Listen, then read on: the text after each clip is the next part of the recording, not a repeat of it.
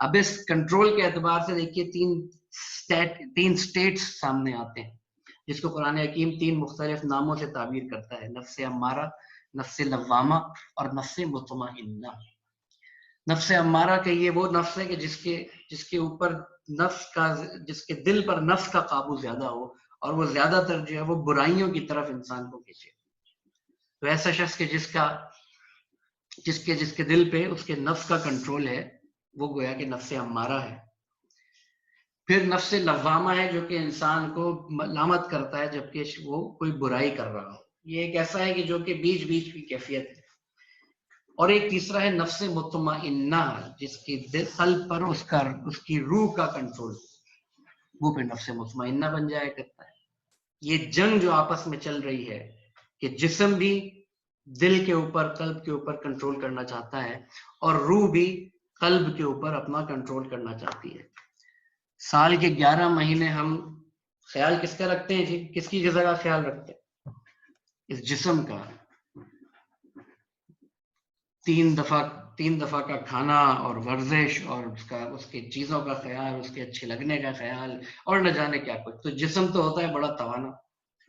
روح کو غذا اکثر و بیشتر پورے 11 مہینے نہیں مل رہی ہوتی۔ اگر ہم آج میں اپنی بات کروں، کتنی بار قرآن حکیم پڑھتے ہیں، کیا معمول ہوتا ہے، کتنا وقت دیتے ہیں اس روح کو غذا پہنچانے کے اعتبار سے، تو وہ تو ظاہر ہم سب کے علم میں ہمارے معاملات ہیں۔ تو پورے 11 مہینے جسم ہوتا رہتا ہے مضبوط اور اسٹرانگ، اور روح جو ہے وہ بیچاری خستہ حال ہوتی ہے، کوئی یوں کہے کہ بے ہوشی کی کیفیت میں ہوتی ہے۔ اللہ سبحانہ و تعالیٰ نے ہر سال ہر 11 مہینے کے بعد یہ جو 12واں مہینہ رمضان مبارک کا یہ سسٹم عطا کر دیا کہ اب یہ میرے بندوں دن میں اپنے آپ کو بھوکا پیاسا رکھو، جائز حاجات سے اپنے آپ کو روک کے، خواہشات سے روک کے رکھو تاکہ تمہارا یہ نفس ذرا کمزور پڑے۔ جب نفس کمزور ہوگا تو روح تھوڑی سی بیدار ہوگی، وہ جو میں نے عرض کیا نا کہ بے ہوشی کی کیفیت میں، اور جسم نے اس کو دبا کے رکھا ہوا ہے۔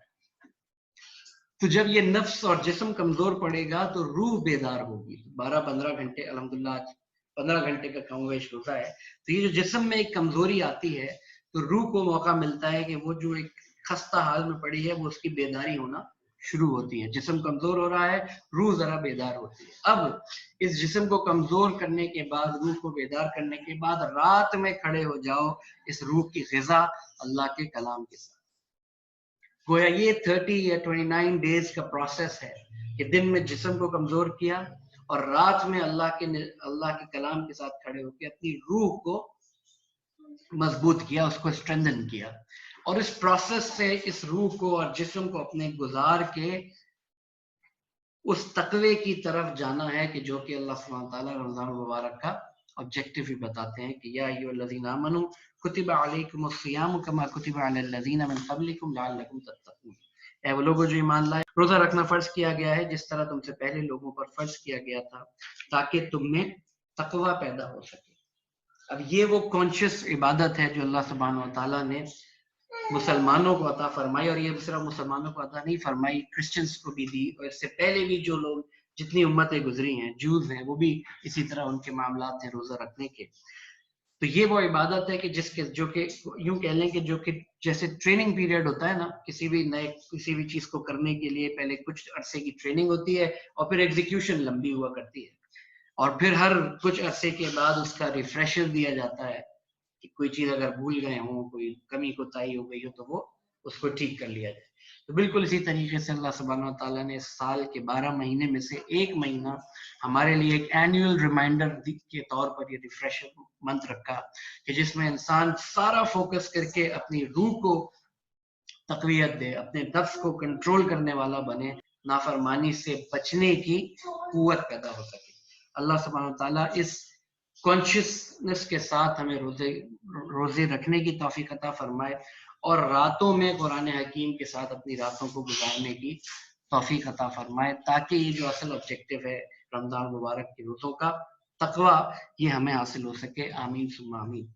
اب چند ایک جنیرک سی باتیں ہیں اپنی یاد دہانی کے لیے اور آپ تمام لوگوں کی یاد دہانی کے لیے عرض کر رہا ہوں۔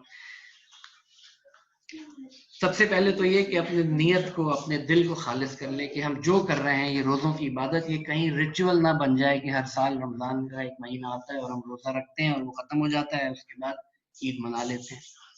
تو سب سے پہلے تو اپنے نیت کو خالص کر لیں کہ یہ اللہ کو، یہ جو کچھ ہم کر رہے ہیں اللہ کو راضی کرنے کے لیے کر رہے ہیں، یہ روزوں کا رکھنا اللہ کو راضی کرنا ہے۔ اچھا، پھر روزے جو رکھ لیے تو وہ بات جو حدیث میں آئی کہ ایمان وہ احتساباً، ایمان کے ساتھ اللہ کو راضی کرنے کے لیے، اور احتساباً اپنے آپ کو بچائیں بھی تو صحیح۔ اگر دن اور رات اسی طرح گزر رہے ہیں جیسے غیر رمضان میں گزرتے ہیں، وہی جھوٹ کا بازار بھی گرم ہو اور اسی طرح جو ہے وہ دھوکہ بھی ہو اور اسی طرح انسان گناہوں میں بھی پڑا رہے، تو پھر ایسے روزے کے بارے میں ہم سب نے وہ حدیث سن رکھی ہے جس میں اللہ کے رسول نے فرمایا کہ ایسے شخص کے روزے کی اللہ کو کوئی حاجت نہیں جو روزہ رکھ کر بھی جھوٹ بولنا اور جھوٹی بات پر عمل کرنا نہیں چھوڑتا۔ دوسری بات، رات میں جو اوقات ہے نا ہمارے، مغرب کے بعد سے لے کر عشاء کے بعد سے لے کر اور پھر یہ تہجد اور سحری کے وقت تک کا معاملہ، ہمیں کوشش کرنی چاہیے کہ اس کو زیادہ سے زیادہ قرآن حکیم کے ساتھ گزاریں۔ دیکھیے قرآن کا مہینہ ہے، یہ قرآن کی نزول کی سیلیبریشن ہے جو پورے مہینے ہم کر رہے ہوتے، ہمیں کرنی چاہیے۔ تو وہ سیلیبریشن کیسے ہوگی؟ مسلمان کی سیلیبریشن علم اور عمل کے ساتھ اللہ نے مقید کی ہے، تو یہ سیلیبریشن قرآن حکیم کے ساتھ اپنے وقت کو لگائیں۔ غور کریں کہ ہم نے آج تک جتنی بھی ہمارے ایجز ہو چکی، ہم نے کتنا وقت قرآن حکیم کو پڑھنے، قرآن کی زبان کو پڑھنے، قرآن کو سمجھنے میں لگایا۔ ایک محتاط اندازے کے مطابق 99% of Muslims have not recited or read Quran in their own language even once. 99% لوگوں نے قرآن حکیم کو سمجھ کر نہیں پڑھا زندگی میں ایک دفعہ بھی۔ تو ہم کہاں کھڑے؟ تو زیادہ سے زیادہ کوشش کریں کہ رات رمضان مبارک کی راتوں کو let's see and study what Allah wants from us۔ اللہ سبحانہ تعالیٰ سورہ قمر میں فرماتے ہیں، اور 4 دفعہ یہ بات آئی، فرمایا وَلَقَدْ يَسَّرْنَا الْقُرْآنَ لِلذِّكْرِ فَهَلْ مِن مُدَّكِرٍ، بے شک ہم نے اس قرآن کو آسان کر دیا ہے یاد دہانی کے لیے، تو تم میں سے ہے کوئی جو اس سے یاد دہانی حاصل کرے، نصیحت حاصل کرے۔ اسی طرح اللہ سبحانہ تعالیٰ قرآن حکیم میں فرماتے ہیں کہ کَلَّا إِنَّهَا تَذْکِرَةٌ فَمَن شَاءَ ذَکَرَ، ہرگز نہیں، بے شک یہ تو ایک یاد دہانی ہے، ایک ریمائنڈر ہے جو کہ ہر کسی کے لیے اویلیبل ہے۔ فمن شاء ذکرہ، تو جو چاہے اس سے نصیحت حاصل کر لے۔ تو نصیحت کے اعتبار سے، قرآن حکیم کے میسج کو سمجھنے کے اعتبار سے قرآن حکیم انتہائی آسان، اور ہم میں سے ہر ایک شخص کی ہدایت کی پیاس بجھانے کی صلاحیت وہ رکھتا ہے، چاہے عالم ہو چاہے غیر عالم ہو۔ تو ہمیں چاہیے کہ زیادہ سے زیادہ قرآن حکیم پڑھیں، اور کوشش یہ بھی کریں کہ اس کو سمجھ کر بھی پڑھنے والے بنیں، اور ایک پرانے اور یہ ایک ٹارگٹ بنا لیں کہ اللہ سبحانہ و تعالیٰ جو ہے رمضان المبارک میں جتنا بھی ممکن ہے کم از کم ایک بار تو ہم اس کو سمجھ کر پڑھ لیں، اور باقی ظاہر ہے جتنے زیادہ قرآن حکیم کو ختم کریں تلاوت کے اعتبار سے، تو اللہ کے رسول کی حدیث ہے صلی اللہ علیہ وسلم کے ایک لفظ پڑھنے پر 10 نیکیاں ملتی ہیں، اور الف لام میم یہ 3 الفاظ ہیں، 30 نیکیاں ملتی ہیں۔ ملٹیپلائی کر لیجئے، کئی گنا سے رمضان المبارک میں بیٹھے ہوئے پڑھ رہے ہیں، گویا زیادہ سے زیادہ ٹائم ہم لگائیں قرآن حکیم کی تلاوت کے اندر۔ پھر تو میں نے پہلی بات یہ عرض کی کہ اپنی نیتوں کو ہم خالص کر کے اللہ کو راضی کرنے کے لیے اعمال کریں، روزے کے اور قرآن حکیم کے ساتھ وقت گزارنے کے۔ نمبر 2، رمضان مبارک کے روزوں میں بھی اور رمضان مبارک کی راتوں میں بھی گناہوں سے بچتے ہوئے اپنے شب و روز گزارنے ہیں۔ جب پورا دن حلال چھوڑ رہے ہیں اور اگر خدا نخواستہ حرام میں ملوث ہوں تو پھر ایسے روزے کا فائدہ حاصل نہیں ہوا کرتا۔ دوسری بات، رمضان مبارک کی راتوں کو خاص طور سے زیادہ وقت جو ہے وہ قرآن حکیم کے ساتھ لگائیں۔ یہ رمضان مبارک قرآن حکیم کے نزول کی سیلیبریشن کا مہینہ ہے، اور اس کا بہترین اوقات کا جو استعمال ہے وہ یہ ہے کہ روزے کے ساتھ ساتھ اللہ کے کلام کو بھی ہم پڑھنے والے اور سمجھنے والے بنیں۔ تیسری بات، تہجد کا معمول، خاص طور پہ ہم لوگ جو جابز کر رہے ہوتے ہیں، بزنس کر رہے ہوتے ہیں، اس طرح سے اکثر اوقات نہیں شغف ہے امت میں جیسے کہ پہلے ہوا کرتا تھا۔ ہم اپنے بزرگوں کو دیکھتے تھے کہ تہجد کا معمول تھا، دادا کو پردادا کو ہم نے دیکھا اکثر کہ جو تہجد میں پڑھا کرتے تھے، تہجد باقاعدگی سے پڑھا کرتے تھے، لیکن آج کل اس کا اتنا اہتمام نہیں ہو پاتا۔ اللہ سبحانہ تعالیٰ हम सबको तौफीक अता फरमाए। रमजान मुबारक में खास मौका हुआ करता है, ज़ाहिर है सहरी के लिए तो उठते ही हैं, तो 5 मिनट पहले उठकर अगर कोशिश कर लें कि अल्लाह सुब्हानहू व तआला से लो, ये जो वो जो टाइम है ना, इसमें आता है कि तहज्जुद के वक्त, यानी ये जो early hours of the morning है, तहज्जुद का जो वक्त है, उस हवाले से आता है कि अल्लाह सुब्हानहू व तआला पहले आसमान पर, यानी दुनिया का जो पहला आसमान है सबसे निचला, उस पर तशरीफ फरमा होते हैं, तशरीफ लाते हैं, और अल्लाह सुब्हानहू व तआला फरमाता है कि है कोई मुझसे मांगने वाला कि मैं उसकी मुराद को पूरी करूं, है कोई मुझसे माफी मांगने वाला कि मैं उसके गुनाहों को माफ करूं। तो अल्लाह सुब्हानहू व तआला, इमेजिन कि अल्लाह सुब्हानहू व तआला is available for us, but let us ask ourselves, are we available for him? तो वो राज़ो न्याज़, वो one on one communication with अल्लाह सुब्हानहू व तआला, उसका जो बेहतरीन टाइम है वो तहज्जुद का टाइम है, हमारे इल्म में उसकी हम इंशाअल्लाह ताला कोशिश करें।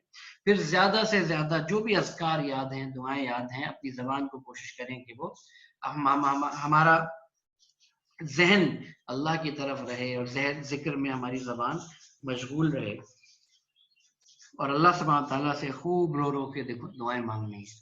देखिए अभी वो हदीस समझी हमने कि तबाह बर्बाद हो जाए वो शख्स जो रमजान का महीना पाए और अपनी मगफिरत ना करा सके। अल्लाह सुब्हानहू, ऐसा ना हो जाए कहीं कि अल्लाह सुब्हानहू ताला ये वाला मामला हम में से किसी के साथ भी हो जाए, तो अल्लाह से खूब दुआएं मांगनी है, अल्लाह सुब्हानहू ताला से हर शय मांगनी है। ये भी एक अनफॉर्चुनेटली इस मटीरियलिस्टिक वर्ल्ड में एक मामला हुआ हमारे साथ कि हम अल्लाह से हम मांगना छोड़ दिया। हमने अल्लाह से मांगा, हम दुआएं पढ़ते तो हैं, जैसे हमारे एक उस्ताद कहते हैं कि हम दुआएं पढ़ते तो हैं, दुआएं मांगते नहीं। तो अल्लाह ताला से मांगना छोड़ दिया। कितना मांगना है? हदीस में आता है कि जूते का तस्मा, लेसेस भी अगर मांगने हो, अल्लाह सुब्हानहू ताला से मांगो। कैसे मांगना है?